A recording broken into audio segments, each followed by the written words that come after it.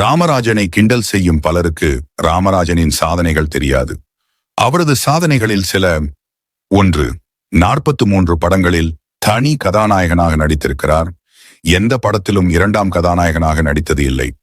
2. ஒரே நேரத்தில் 40 படங்களில் கதாநாயகனாக ஒப்பந்தம் செய்யப்பட்ட ஒரே நாயகன். கரகட்டக்காரன் வெற்றிக்கு பிறகு இவர் மட்டுமே. 3. 1989 முதல் 1992 வரை கால் ஷீட் ஃபுல் என 3 வருடத்திற்கு புக் செய்யப்பட்ட ஒரே ஹீரோ.